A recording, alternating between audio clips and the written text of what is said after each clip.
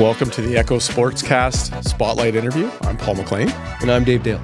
With us today is Mike Mitchell, father, business owner, former basketball player, coach. What else am I leaving out here? Well, I guess current president of the... And president of the North Bay Spartans Basketball Association. Here to just talk all things basketball, hockey, parenting, coaching. So welcome. Thanks for having me, guys. I don't see any bruises from the game the other night. No, I think it wasn't as close as we hoped it would be. That was a rough one. It was a rough one for you guys. It was, yeah. The ball just wasn't going in, and we're talking about the Chippewa Ravens getting eliminated by West Ferris Trojans in the senior boys basketball semifinal, right? Mm-hmm. And they had just come from a really close game. Well, you've had some close games over the seasons, and any one of those teams were built well, right? Mm-hmm. But even though you guys came out strong in the first quarter, it looked like you had, and you guys always come out strong. I guess that's just the way you coach them. And but the Trojans had the answer. They did. You know, they wanted it more. They out-rebounded us, I think, 2-1, and we outsized them. And it was just they had more grit, and it was their night. Home court advantage. And that's a big advantage. And we lost that in the game the week before when they beat us at our home court. And the winner of that game would have had home court for the semifinal. Yeah, because you guys were up by 10 and the Trojans stormed back. They did in the fourth quarter. Yeah, we had a 10-point lead, and we got into some unusual foul trouble in the first minute of the fourth quarter. We gave up 5 fouls in 70 seconds, and put West Ferris in the bonus and put in the penalty for the remainder of the quarter. And we had to sit down a few of our key players with 4 fouls, and they grinded away and they took it on our home court, which gave them the home court and good on them. You know, they do a great job at West Ferris. They have a good basketball culture. It was nice to see the gym full on Tuesday night. Yeah, it was good. People making noise. They were announcing the starting lineups, announcing the scorers. The team down there has really done a good job. Yeah, they were taking some video, so I have some of that, and that's great. Well, a good sort of case study for your players and your team and for all the basketball players, right? Yeah. And, you know, Dave, we actually get a shot at them. We might get a shot at them again because we do get to move on to NOSSA, which West Ferris is hosting next weekend. And so Chippewa and West Ferris will represent in the AA, AAA. NOSSA will represent North Bay. Because Algonquin, who finished first in the NDA standings, is a single A school. Right. So they'll go to single A NOSSA. Right. So last year I was coaching the junior team at Chippewa, and West Ferris eliminated us in the semifinals. And we both went to NOSSA in Sudbury. And we both knocked out 2 of the stronger Sudbury teams in the semifinals, faced each other in the final, and we got the upper hand in the final last year. So we got the last game last year. I don't know if it'll work out that way this year. I'm sure Dan Coutu at West Ferris doesn't want that to happen, but it'd be nice if we could see them again in a couple of weeks because it's a great rivalry. Oh, yeah, for sure. So what's the date of the NOSSA? Is it at February 21st, 22nd, which games will be at West Ferris and Chippewa. Oh, cool. And there'll be representatives, teams from Sudbury and Sault Ste. Marie.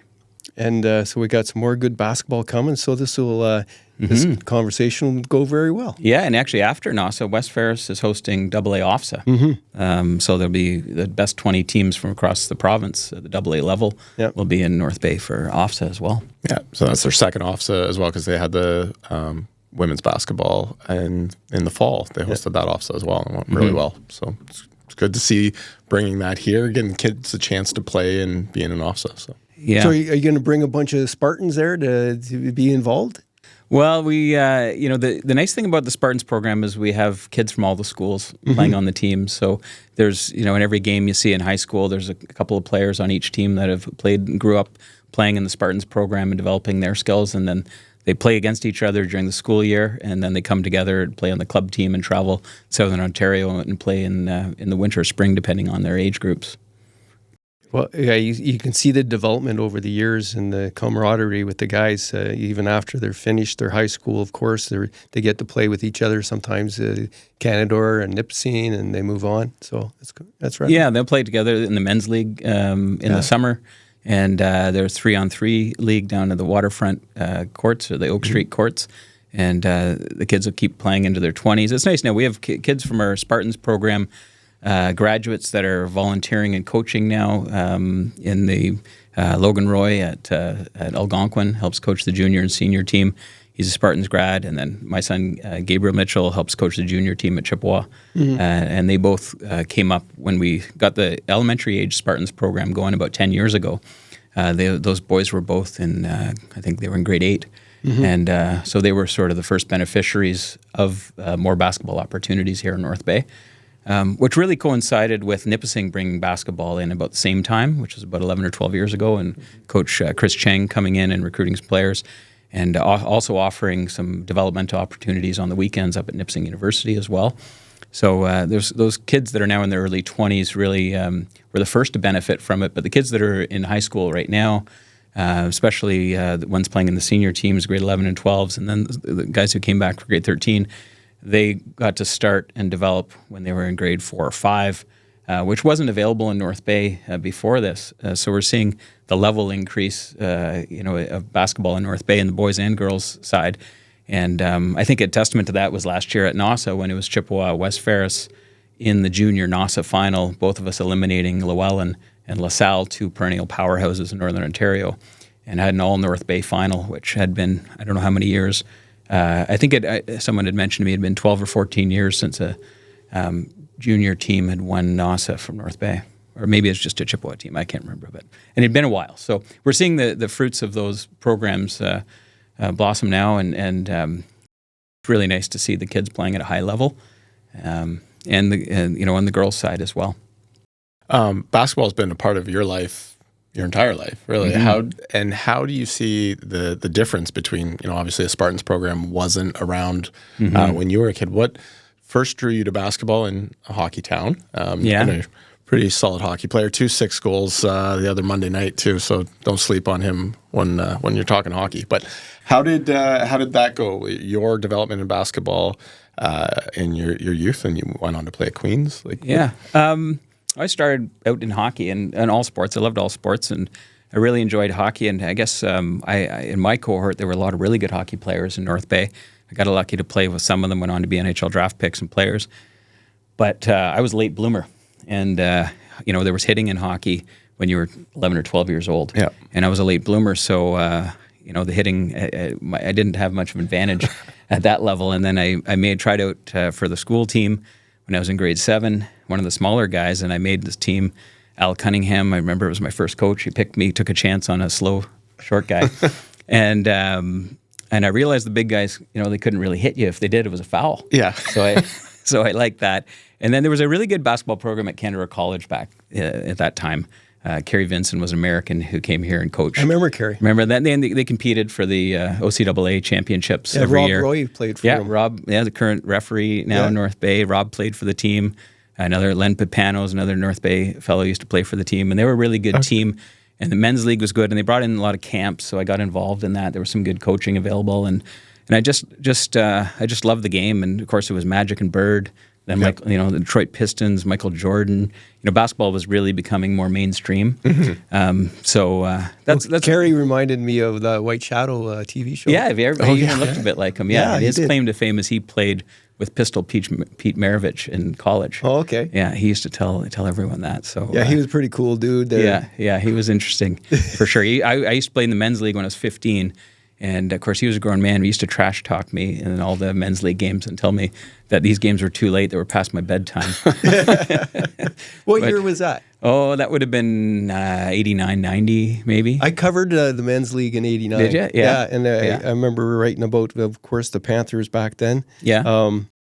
And I was just recently talking to Randy at Dark Horse about the men's league, and I was hoping to parachute in for a couple key matches that are coming up.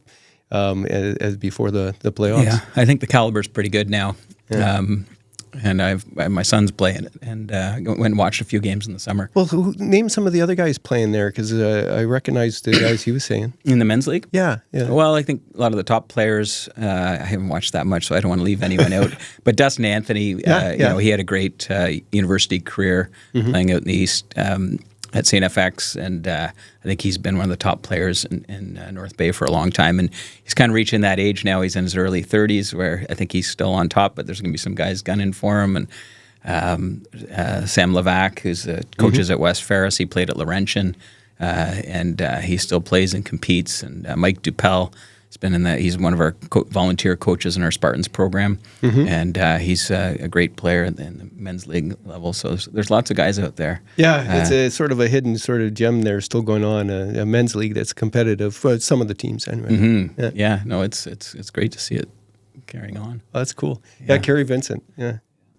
So what would you say are some of the, like, obviously the growth of basketball, there's a lot of ties to different reasons along the way. What are some of the challenges of running an association and, recruitment and getting the focus on basketball and raising that level for everyone? Yeah, it's a great question, Paul. I think with any volunteer organization, it's getting the right volunteers, people with the energy and the connections to get things going. One of the biggest challenges we had, which was really apparent during the pandemic, was the lack of facilities in North Bay. So we rely on the schools. Canada College also is good to us, giving us gym time. But we rely on the schools primarily for practices, and they're busy. A lot of the schools are busy. There's been consolidation in our school system. The schools are busier. They have more teams. So it's hard to get gym time. And in the pandemic, the schools weren't open to community users. Hockey was able to carry on because the city operates the arenas, and people could continue to play hockey. But we don't have a community center in North Bay with a gymnasium like most communities do. So the city wasn't operating a gym. So we were over a year where the kids couldn't get in a gym and play basketball, which was really tough. But as we came out of the pandemic and vaccines came out, Canada College stepped up and reached out to us and said, can we help out? Yeah. We're allowed to let kids in the gym. And so we were able to get the programs going again. And, it was tough. A lot of kids lost interest over a year and a half. It was harder for our girls program to come back. But it's come back now. We have 4 girls teams in the Spartans now, starting at U14 up to U19, and 7 boys teams starting at U12 and going to U19. So 11 teams, you can say an average of 12 kids on a team. So, about 120 kids playing rep basketball now. When's that season start? So the seasons depend on if you're boy or girl and if your age groups. So the girls' seasons start after the girls' high school season ends. So November, typically. And then elementary, and that's all girls. And then the boys up to grade 8, it'll start at the same time in November, and it'll run all winter. And then the boys of high school age group, so U15 and up, begins after the high school season's over, so they don't overlap. So we're just holding our tryouts right now for the U15, 16, 17, and 19 boys teams. And they'll start to play in March, and it'll go till about the end of May or first week of June. Where do you play? So we play in the Ontario Basketball League, the OBL, and the games are all in the GTA. And we play on weekends, usually every second weekend through the spring. It'll be in April and May for the older boys teams. And you go down and play 2 games on a day, either Saturday or Sunday, and they'll be able to accommodate us. Play about 11 a.m., about 4 p.m., so we can drive down and back in one day if we want. And then there's one weekend where you play Friday and Saturday, play 4 games. So it's a 12-game season. And then there's some tournaments you can enter to supplement it, and then they have the Ontario Cup. And you get re-ranked, similar to how the volleyball works in Ontario. You get re-ranked twice during the season into different divisions, and of course you're trying to move up divisions. And for the Ontario Cup, which is the culminating tournament at the end of the season, you're competing. They do a really good job because you end up in a division where you're competing with teams that you should be competing with by the end of the season. So you can have some really good games, and I think they do a good job with that.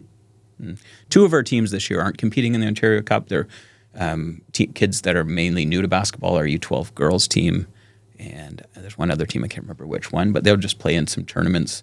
They'll play exhibition games, so we'll contact other associations nearby, usually Parry Sound, Huntsville, Sudbury, and try to arrange exhibition games, and they'll play in a few tournaments. And then if they have some commitment and they're showing some improvement, the next year they'll play in the OBL. The OBL it's a bit of a commitment, it's a significant cost to register for the games, and a fair bit of travel commitment to it too. So try to introduce them that way first. What's the difference in the mentality for a basketball player compared to, say, a hockey player? That's a great question. I think it's very similar. I play both, and I grew up playing both sports, and coaching now, and I've coached hockey, minor hockey, and coached a lot of basketball over the last 15 or 16 years, and it's aggression is your friend in both sports. You have to really be aggressive. You gotta score. Both games are 5-on-5. Of course you have a goalie in hockey, but 5-on-5, and you gotta score. So being aggressive is probably the biggest attribute that would make the kids excel in both sports. Controlled aggression. Yeah. You can foul out in basketball, and you can get kicked out in hockey or sit in the box. Knowing where that line is and maturity that helps you out on that. Yeah, and basketball is a much more physical game than a lot of people realize. And if you go to the university games, college games, and you sit courtside and you watch these big bodies, there's a lot of contact involved, and they're not all fouls. So it's it's physical like hockey in that regard, for sure. Yeah. No, it's pretty cool. Well, you mentioned the Pistons. I hated the Pistons. Love the Bulls and love the physicality of the game. A little bit more maybe than some of the more recent developments of three-point shooting. It's just not quite the same, but sports go through ebbs and flows, and there's still lots of other amazing parts about it. And I've been so immersed in basketball now with Lindsay coaching and getting to see it. A question about, again, the association. You're the president. How long has this been now? It's like got to be. I think it'd be probably 6 or 7 years. Yeah. So you've coached kids. What drove you to go to the next level beyond coaching and helping to organize a whole association? What was the calling? How did you come to that? Well, it may have been voluntold. Larry showed up at the wrong meeting. Yeah, exactly. I probably showed too much enthusiasm. Larry Tugas was the president for the Spartans for many years before I got involved. And he had help from Mike Lowe and Tim Lowe and Judge Greg Rogers, and they did a great job. It was primarily high school age kids to play. Kids wanted to play something more competitive after the season was over. And Sean Madigan and I approached Larry when our kids were in elementary school, and they expressed an interest in playing basketball. And we said, can we get rep teams going? And Larry said, sure, you guys can do it. And so we did it, and we got a few teams going, and it was great. It was a success. And then I think Larry saw that it was a success and saw his opportunity to exit after so many years of his volunteering and doing such a great job in football and basketball. And he said, you guys can have it. And so we took over the club, and Michelle Travers, her two sons played, and she was our treasurer and just a Swiss Army knife who did just about everything for the association. And Sean Madigan would go up and down the halls of all the schools and ask kids if they want to play basketball and get more kids out. And so we just, over a few years, our goal was we wanted first and foremost to get kids to come play basketball with our kids who wanted to play. But then we realized that what we needed to do was make sure that all the kids in North Bay knew that it was an option. And it was an option when they were trying to decide, parents and kids were trying to decide what they were going to spend their time and money on, which sport the next year. If they knew there was going to be a team, because it doesn't start as early as hockey. Hockey runs, hockey's so well organized. I mean, it runs all year now, which we could talk about that in a different episode. Yeah. But it's you got to register in August or sooner, and then it starts in September, and the basketball doesn't start till later. So if the kids are committed to hockey and they're committed for 8 months, it's hard for them to play basketball. But if they know there's going to be basketball, then a lot of them, I find when they're about grade 7 or 8, basketball is a late development sport. Hockey, it's amazing how these kids can be so good when they're 6 years old and 7 years old, and they've had so many hours on the ice. But it's really hard to shoot a basketball when you're 6 or 7. So it's a late development sport. So the kids will come to it in elementary school, be introduced to it, and the grade 7 and 8, a lot of them really start to like it and want to switch. We wanted to make sure it was available for them, and they knew that, look, we have a team every year, we have a coach, we have a website, and this is when the tryouts are going to be. And so we started a 3-on-3 program to kind of recruit to our team, to our program, boys and girls in the elementary schools, which we ran on in the fall in September. So they knew that, okay, you can play basketball in the fall. It's going to be development, competitive 3-on-3. And then there'll be rep tryouts after that's over, and then you can play all winter and spring. Yeah, similar structure, right? Mm-hmm. But that must have been a really big transition point, because up to that point, everything had been you either played on the club team that traveled or that was it. That was it in the school. Yeah, there was a school game. And then, Tim Simpson's been running the NBA, the Nipissing Basketball Association, for over 30 years, and every spring, which is a great introduction to basketball for kids in North Bay. And there's, it's a house league. There's next to no practices. There's referees, score clock. Everyone gets on a team, and the kids love playing in that. Even the kids who play rep ball want to play that in the spring. They really enjoy it. And starting out, I remember my kids being in it. They had the lowered nets too, like the nets that hang off the net. So you're again kind of trying to at least right size it for the kids so that they can have more success. That's right. Yeah, and there's different size basketballs, right? So the younger age groups use smaller balls, and then you graduate and increase to the bigger balls that are a little heavier. Yeah, Dylan played the NBA and Spartans and some high school, but he had other sports that he was focused on, and a shoulder injury that he couldn't really play when he was a senior in basketball. So, like, you can't keep your hand up when you can't raise it, right? Yeah. So I really enjoyed watching that basketball and seeing the development, and I'm really happy that it's like I've been watching a lot of the high school basketball and the talent and the structure of each of the teams. You can just see that it's everything's paying off. Right, and a really competitive ball, some really talented kids that know what they're doing, and it's nice to see. Yeah. Now that you've been developing these players and they're now reaching that age where they're not only giving back, but they're moving on and having success at other levels. And you've been a great supporter of Nipissing's basketball program from its debut. What opportunities, if any, do you see for Nipissing how can they continue to grow that program? What are the needs that they have to? So you're talking about their varsity team and how they can become varsity, and maybe trying to get basketball. Does that feel like a struggle trying to get basketball out there for more people to pay attention to? I just think it's so great. We've got that level of the sport being played.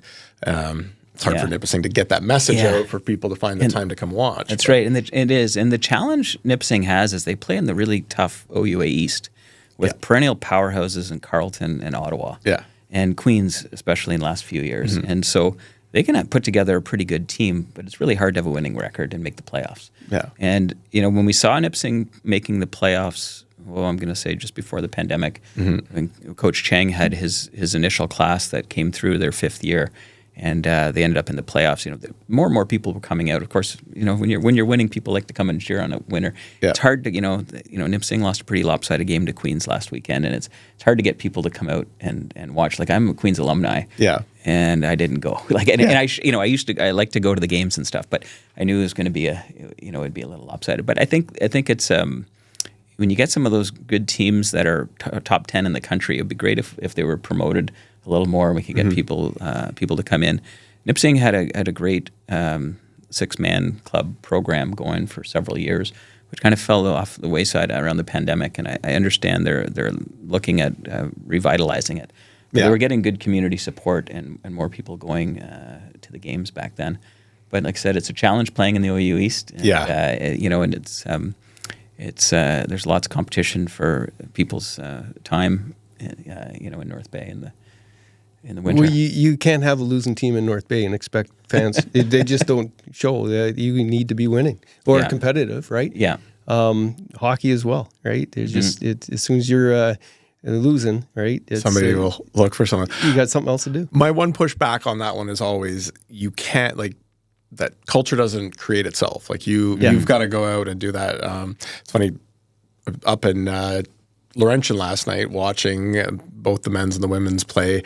It was one of their last games, big important playoff ramifications for both teams. And the pot bangers. I heard about this from Lindsay. This was her third game, I guess, or third year coaching there.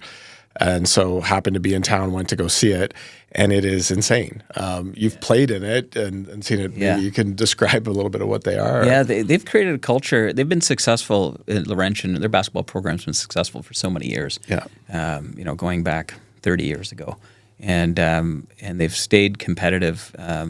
And they've got the fans. It's in their culture at Laurentian to come out, and like you said, they're pot bangers. They sit behind the visitors' bench, and they're banging pots and pans. So if you have a timeout, you just can't communicate. The coaches can't communicate to the players. You can't see anything. It's it's a huge distraction, and they don't really let up even when they're up big, like when they're beating. I was in some lopsided games when I played, not in our favor. And they didn't let up. They let you know it's not a friendly environment at all. Very hostile. It felt like everybody was agitated. Coaches were like, if they normally were yelling, coaches from both sides, which they are, they were really going at it. And it just felt like everything, just the intensity. And it's not like they were saying, okay, time to make some noise. Like, it was just nonstop. Like, my kids were getting Advils after because of the headaches that they have. But yeah, very intimidating.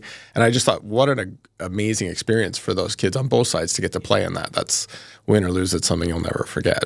Actually, I covered the Ottawa GGs playing Laurentian in '99 playoffs or something like that, '98. And it was very intimidating, even as a guy trying to take photos. Yeah. It was crazy.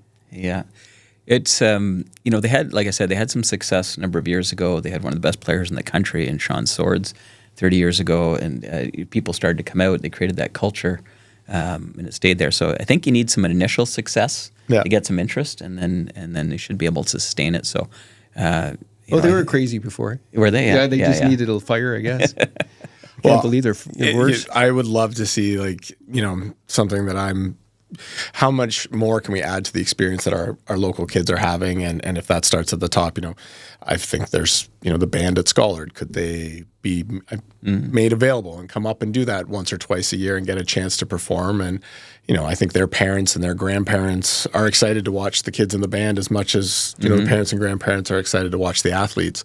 Adding some atmosphere like that, we have cheerleading teams as those have gotten to be such a big program, but they're not with the teams anymore. They're now their own team practicing, but get that sort of thing out and really promote it and give those kids the experience, because now it just feels like everything is how much more can we add, whether it's Instagram videos or how these kids share the experience that they're getting. So yeah, you need to catch some viral clips. One thing we did do at Nipissing with them before, in combination with the Spartans, is we'd have some of the kids come up and play at halftime. Play a short game at halftime, and then the parents would come and watch, and the grandparents, and then they'd stay for the game and see what a great product it was and what a great game it was, and then they'd come back to the games again. So that might be one way to get some more people up to Nipissing and that's a good idea. Cheer them on. Yeah. It works for the other sports when they do that. Got to cross the generations. Yeah. We got about another 5 minutes, so we're going to wrap up. So for kids that are looking, or parents that are wanting to get their kids in basketball, what are the upcoming times? Obviously, the high school boys are going to be doing the tryouts and stuff, but what about more of the grassroots programs as well that you guys offer? When is the next chance for them to get, or what would you? Yeah, so the best to get involved, if someone doesn't have any basketball experience, we encourage them to play in the NBA league in the spring and make sure they enjoy that. And then there are camps offered. Nipissing University offers some great camps for boys and girls in the summer, that's probably the best place to do that. There's still the NBBBA, which is a smaller program, operates out of Chippewa in the spring as well. Introduces younger kids to basketball as well. And those are the big opportunities in North Bay. And then it's through the schools. The schools have there's been a bit of a revitalization in the school programs, I think, in the last 10 years. And there's a lot of coaches that want to get the kids in the gym and practice and develop their skills. Both Chippewa and West Ferris have purchased Dr. Dish shooting machines, which are automatic rebounders and passing machines. So they'll collect the balls when you shoot, pass them to you. They're programmable. You can shoot from as many shots as you want from a different spot on the floor. It'll keep your stats. So both those schools have purchased those to help kids develop shot. Of course, as you watch basketball now, you know how important the three-pointer is. Those are the opportunities. And the Spartans, we've got away from offering the grassroots development, like the 3-on-3 program. Nipissing University has taken that on and operates that in the fall, which is another opportunity for kids to get their foot in the door in basketball. And then the Spartans tryouts are posted on our social media pages and open to any kids. Pretty much done now. I think all the high school boys tryouts have happened because the coaches want to be ready to go as soon as the school season's over and the teams are out of the playoffs. They want to get the players in the gym and practicing and ready for the Ontario Basketball League. I was going to ask you how much it costs to be a Spartan rep player. Oh, great question, Dave. when we got involved in the Spartans about 10 years ago, we wanted to, of course, we we're building it at the elementary age group from scratch. So we wanted to make it as accessible as possible. So we tried to make it the most affordable game in town for kids to play. So we tried to stick to that as the team would get more competitive, a little more travel involved. But the typical cost to play on a Spartans rep team now for the season is quite a bit less than some other sports. You'd be looking in the $300 to $800 range, depending on. Now that doesn't include your travel costs, of course, but that's your registration, your uniform, entry to the league and tournaments. So it's quite affordable. And of course, with basketball, you need a pair of shoes. Yeah, that's the lack of requiring less equipment. I guess you can spend hundreds of dollars on shoes if you've been where you're shopping. Oh yeah. But I think another attractive angle to that is it is a condensed season, right? Mm-hmm. And your commitment allows for other things. Mm-hmm. And your shoulder season, basically you're not a whole lot in the summer, right? Nope. That's what it has going for it. If I remember my concerns when I was a parent in different sports, I was looking at time commitment, cost, and how much travel, right? Mm-hmm. And those were all the big ticket items. Mm-hmm. Maybe last question for anybody who wants to get involved in coaching or helping the association through volunteer stuff. What would someone need to do that, and how would they? Yeah, what really would be the enthusiasm. Of course, experience in basketball is welcomed, but where like I said, we're a volunteer association, and we're always looking for volunteers with a skill set, whether you're good at organizing, good at finance. We're always looking for good volunteers, or if you want to get involved in coaching, we have follow us on social medias or message us directly in social media on Instagram and Facebook are the best places to reach us. One last thing, we can't talk about basketball without talking about refs, and I think from what I can tell, like I saw the different generations of basketball refs over the years and decades, and there used to be a lot of older veteran guys that were keeping it together, and now we got some really dedicated refs there. How's that situation as far as, do we need more refs? We do. I'm sure if we spoke to Johnny Fong and Des Collins, they would tell you that we're in desperate need of referees. I see the same ones a lot. Yeah, the same. Yeah, we don't have a lot. So we could use some younger people coming in, or it's something that I consider when I'm done coaching or my kids are done through, maybe staying involved in the sport through refereeing, of course, because I've seen them make all the bad calls, so I'll know what the good calls are. Well, now. That's what I was going to say. You don't have to be really good to be a basketball ref, because it's also subjective. Yeah, it is. It's it can be frustrating for just joking, players and coach. Yeah, no, our referees are excellent, and they're great volunteer. Well, they get paid a little bit, but to just come out and do this through the girls' season and then the boys' seasons, and the abuse they take from the fans, and sometimes they don't put up much from the players and coaches anymore.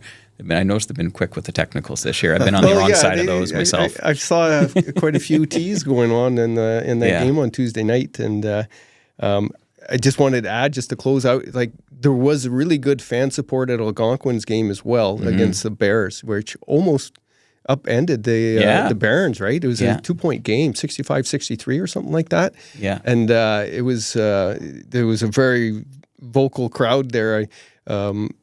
Of course, it's church quiet there when somebody's shooting foul shot for some reason. But that's the local referee's decision, I think, this year, to not allow any noise when you're shooting. It might be an officer rule. I can't recall, but I know they're not allowed. The officer rule is that you can't make a sudden noise just at the moment of the shot, but you can make continuous.